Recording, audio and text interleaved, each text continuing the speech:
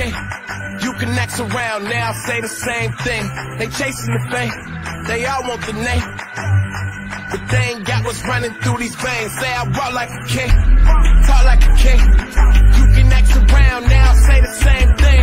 They chasing the fame, they all want the name, but they ain't got what's running through these veins. Make way for the king.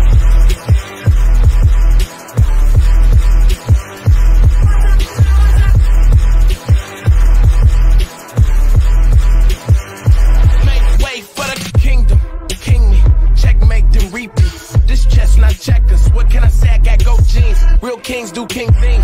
Live like one, breathe like one, killing shit by any means. Everybody can't lead like one, nah. Is it really me? Gotta check and see my legacy like royalty, and I act like it. If you know, better act like it. Look at me now, you can't hold me down. So give me the crown. They say I walk like a king, talk like a king. You can act around now, say the same thing. They chasing the fame, they all want the name, but they ain't got what's running through these veins. Say I walk like a king, talk like a king. You can act around now, say the same thing. They chasing the fame, they got what the name, but they ain't got what's running through these veins. Make way for the king.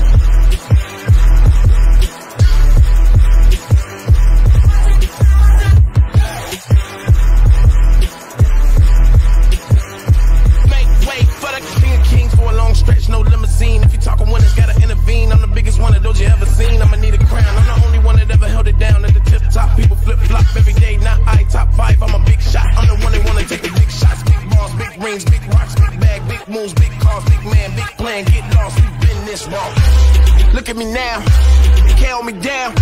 So give me the crown. It must be a thing, it must be the poise that silence the noise. It must be the heart that sets me apart. It must be the game that gave me the name. It must be the truth, I could be the proof. It could be the chain, it might be the shoes. They watching my moves, they chasing the fame, but they ain't got what's running through these veins. Make way for the king.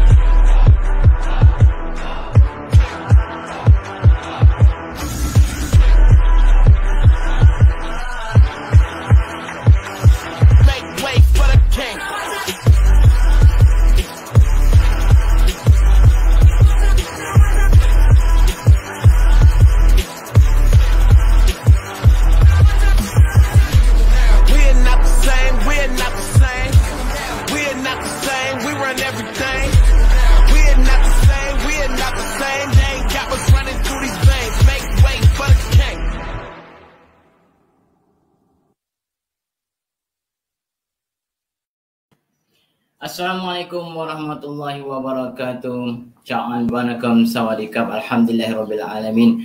Wassalatu wassalamu ala asyrafil anbiya'i wal mursalin wa ala alihi washabihi wasallam. Allahumma shalli ala Muhammad wa ala ali Muhammad wa ala alihi wa man tabi'ahu wa wala.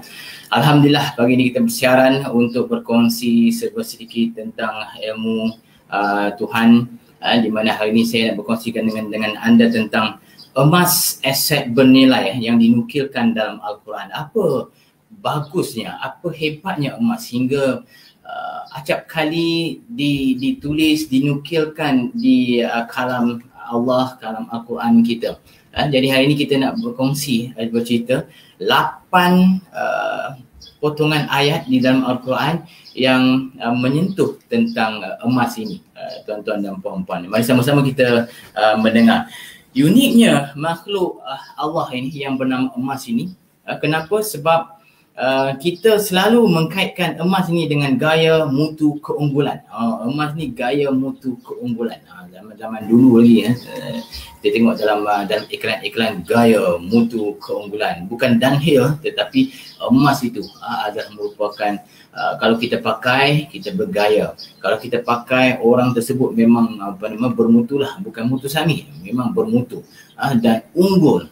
Emas itu sendiri adalah unggul. Sebab apa? Sebab nilainya unggul, yang mampu berdiri dengan sendirinya. Yang seterusnya, masa itu emas. Ini peribahasa Melayu kita. Masa itu emas. Emas seperti masa, sentiasa hidup dalam peradaban. Kita selalu mengaitkan emas dengan masa. Pentingnya kita menjaga masa sebagaimana emas itu sendiri. Jadi menunjukkan bahawa emas tersebut adalah satu elemen, satu item yang cukup penting dalam kehidupan kita, sehingga orang kata dikaitkan dengan masa. Masa itu emas. Jadi kita kena jaga, kena betul-betul hati-hati dengan pengurusan masa dalam kehidupan kita, agar kita tidak membuang masa. Seolah-olah bila kita membuang masa, kita juga membuang emas, tuan-tuan dan puan-puan. Itu kepentingan masa dalam kehidupan orang kita. Jadi tolong hargai masa, tepati masa. Sebagaimana kita menghargai emas, kita juga perlu menghargai masa, tuan-tuan dan puan-puan. Yang seterusnya, harga silingnya yang tidak pernah diketahui. Harga siling yang tak pernah diketahui. Memang kita pun tak tahu berapa nilai yang tertinggi harga emas ni. Sudah pasti yang nilainya cukup tinggi, tuan-tuan dan puan-puan. Sebab apa? Syurga juga dihiasi dengan emas. Dalam Al-Quran juga menukilkan banyak ayat-ayat, potongan-potongan ayat dalam kalam Al-Quran yang mencerita tentang emas. Sudah pastinya nilai silingnya cukup tinggi, tuan-tuan dan puan-puan. Mustahil harganya jatuh kepada kosong, kerana padanya ada harga lombong. Mustahil harganya jatuh kepada kosong, tuan-tuan dan puan-puan. Sebab apa? Kita faham, kita sedar dan kita akui salah satu kerukunan iman kita mengatakan bahawa kita percaya kepada Al-Quran. Apa jua yang ditulis dalam Al-Quran semuanya adalah sesuatu yang orang kata ditulis oleh Allah SWT. Itu adalah wahyu daripada Allah SWT. Sudah pastinya ianya benar. Sudah pastinya ia tak akan salah. Sudah pastinya ianya adalah tulen. Jadi bila mana emas tertulis di dalam kalam Al-Quran, sudah pastinya emas itu adalah yang paling bernilai dan tak akan jatuh kepada harga rantai, iaitu kosong ringgit Malaysia. Dan seterusnya, ilmu emas tidak pernah diajar secara eksklusif atau khusus di mana-mana tahap pengajian di Malaysia. Ini satu yang kata yang merisaukan, satu yang agak mengecewakan, sebab emas tidak diceritakan, emas tidak diajar dalam institusi pengajian bukan sahaja di Malaysia, malah di seluruh dunia. Tak ada orang yang bercerita tentang emas, tak ada orang yang bercerita tentang kepentingan dan kekuatan emas. Tapi dengan adanya public goal, kita sekarang ni misi kita adalah untuk mengajar, mendidik, mengajak masyarakat untuk celik tentang ilmu emas, agar kita, bila kita menyimpan emas, kita menyimpan dengan ilmu, tuan-tuan. Sebab bila kita simpan emas, kita tidak akan kaya dengan emas tersebut, tuan-tuan dan puan-puan. Tapi bila kita menyimpan dengan ilmu tersebut yang akan mengkayakan kita. Ilmu tersebut yang akan memberikan kita istiqamah dalam penyimpanan emas dan menyebabkan kita kaya suatu masa akan datang. So kita pergi ke poin yang pertama. Apa yang dikatakan, apa yang diceritakan di dalam Al-Quran berkenaan dengan emas. Emas dijadikan indah pada pandangan manusia, tuan-tuan dan puan-puan. Firman Allah Subhanahu Wa Taala yang bermaksud dihiaskan dan dijadikan indah kepada manusia, kesukaan kepada benda-benda yang diingini nafsu, iaitu perempuan dan anak pinak, harta benda yang banyak bertimbun-timbun dari emas dan perak, kuda peliharaan yang bertanda lagi bertelatih, dan binatang-binatang ternak serta kebun-kebun tanaman. Semuanya itu adalah kesenangan dunia, hidup di dunia. Dan ingatlah, pada sisi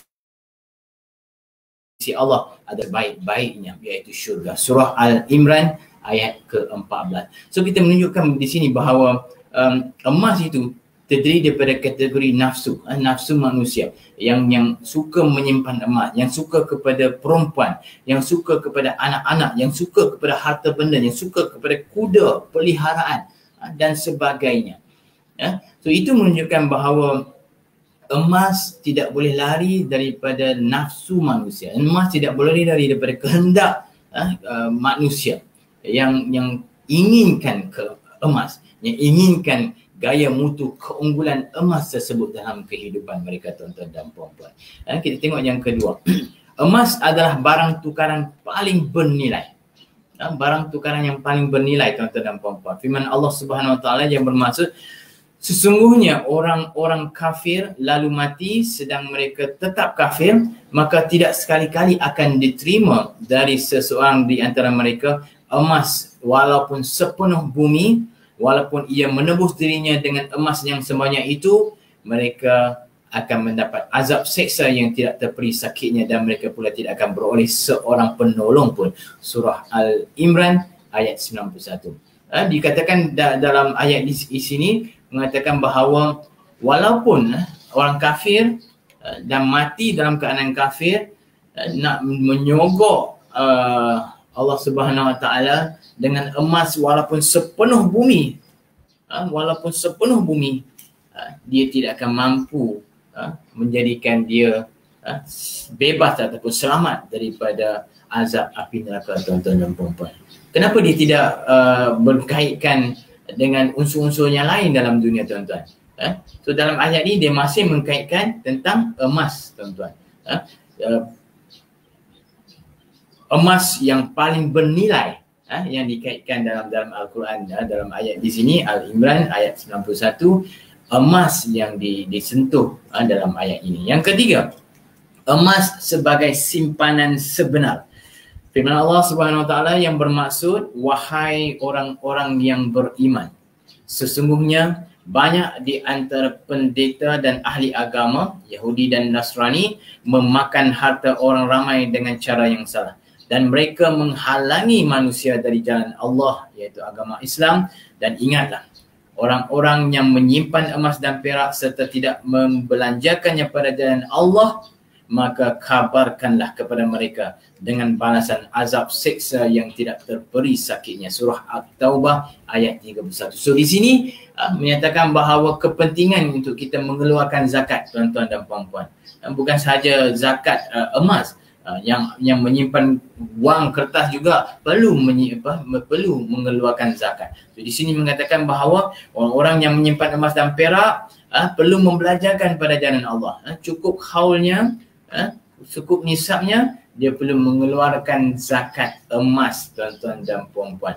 Jadi yang baiknya bila individu masyarakat yang menyimpan emas ini, kita tidak akan lupa, kita tidak akan apa untuk mengeluarkan zakat bila tiba waktunya.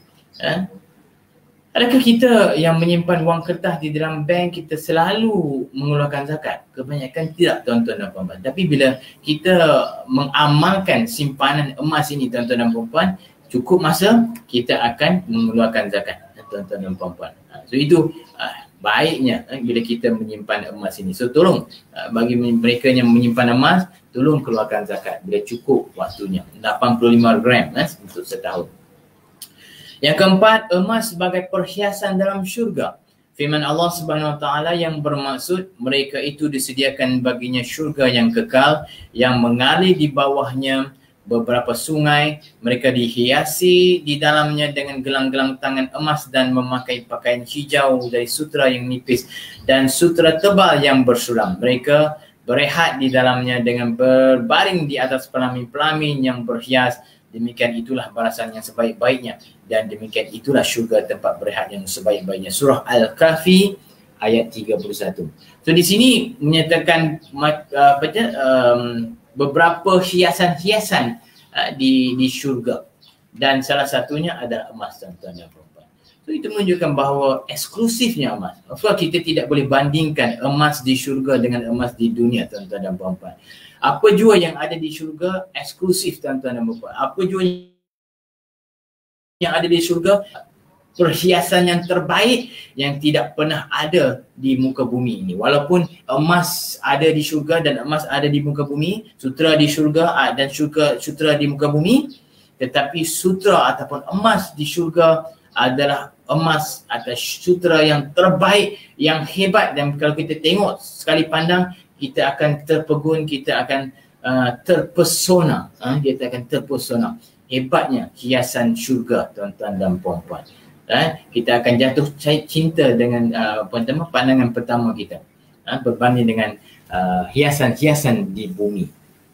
Okey, yang kelima, perhiasan bagi orang mukmin. Firman Allah Subhanahu Wa Taala yang bermaksud, sesungguhnya Allah akan memasukkan orang-orang yang beriman dan beramal soleh ke dalam syurga yang mengalir padanya beberapa sungai dan mereka dihiaskan di situ dengan gelang-gelang emas dan mutiara, dan pakaian mereka di situ dari sutera. Surah Al-Hijr ayat 23.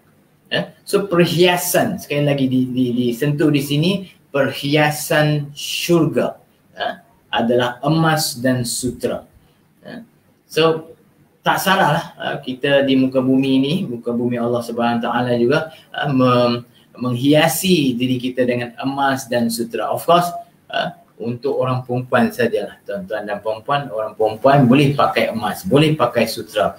Bagi orang lelaki yang nak menyimpan emas, boleh. Ada boleh simpan jongkong emas, ada boleh simpan dinar emas, simpan. Jangan ditebuk lubang kat jongkong emas dinar tu nak pakai pula. Itu nama dia buang tibiat, nak mampus.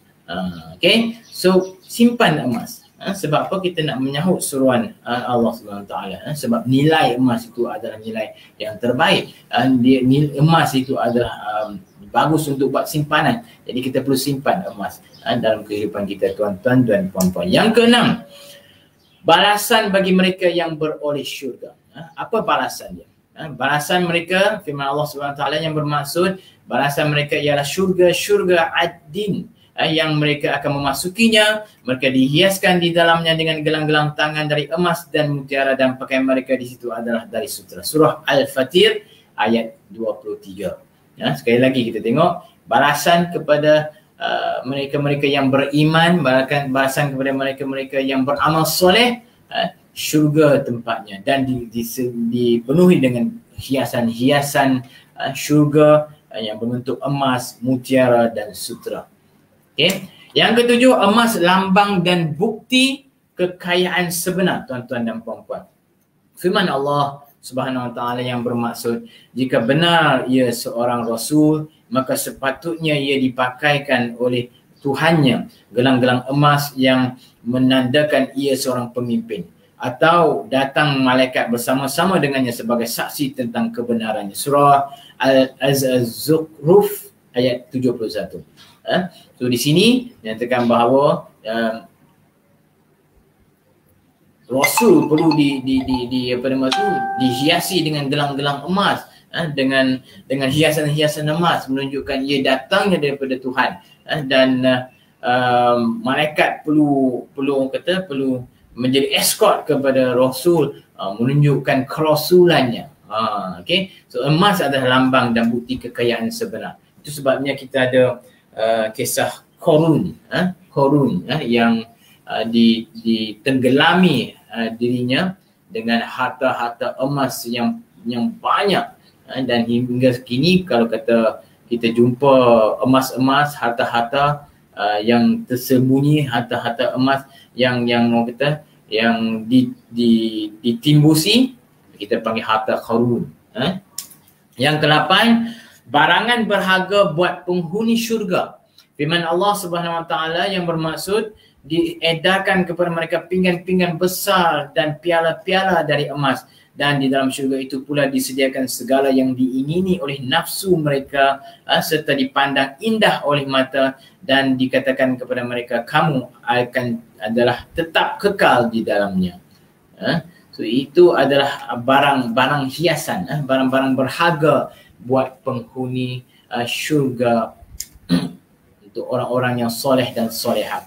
Baginda Rasulullah, ini yang terakhir, baginda Rasulullah SAW juga turut bersabda, akan tiba satu zaman di mana tidak ada yang bernilai dan mampu digunakan oleh umat manusia melainkan dinar dan dirham. Hadis riwayat dari Musnad Imam Ahmad bin Hanbal. Okay, dinar dan dirham. Di zaman Rasulullah SAW lah di mana kita meletakkan nilai dinar dan dirham, dan hingga kini dinar dan dirham itu diguna pakai sampai sekarang dah 1400 lebih tahun kita mengguna pakai dinar dan dirham. Cuma tidak digunakan secara komersial dalam urusan jual beli. Ada inisiatif yang dibuat oleh pihak-pihak tertentu, contohnya di Kelantan sendiri beberapa tahun yang lalu pernah nak mengisytiharkan untuk mengguna pakai dinar dan dirham, tetapi tidak dihalang oleh kerajaan pusat, dan baru-baru ni kecoh juga di Indonesia, di mana seorang alim ulama juga, dia juga cuba untuk mempromosikan penggunaan dinar dan dirham dan urusan jual beli. Beliau mewujudkan beberapa pasar di mana di pasar tersebut boleh menggunakan, anda nak gunakan dirham, anda nak gunakan dinar, anda nak gunakan wang rupiah, anda nak gunakan wang dolar, anda boleh guna pakai di situ. Tapi menduka citakan beliau telah ditangkap oleh kerajaan Indonesia sebab mempromosikan penggunaan dinar dan dirham di situ. Persoalannya, kenapa penggunaan dinar dan dirham menyebabkan beliau ditangkap? Sebab kalau kita tengok banyak urus niaga di mana-mana negara pun banyak yang menggunakan USD, menggunakan US dollar. Kenapa tidak ditangkap individu tersebut? Kenapa bila hamba Allah ini yang mempromosikan penggunaan dinar dan dirham ditangkap dan dijil? So itu persoalannya yang sedang diperdebatkan di dalam sosial media. Jadi itulah yang saya nak kongsikan dengan anda pada hari ini. Betapa hebatnya emas ini yang dinukilkan di dalam Al-Quran, dinukilkan di dalam kalam Allah, yang menunjukkan nilai dan kualiti emas itu sendiri. So itu sebabnya saya menyeru rakan-rakan masyarakat di luar sana untuk memulakan simpanan emas, tuan-tuan, untuk menyelamatkan wang kertas kita. Wang kertas kita kalau kita simpan banyak-banyak pun, tuan-tuan dan puan-puan, nilainya tidak mampu bertahan.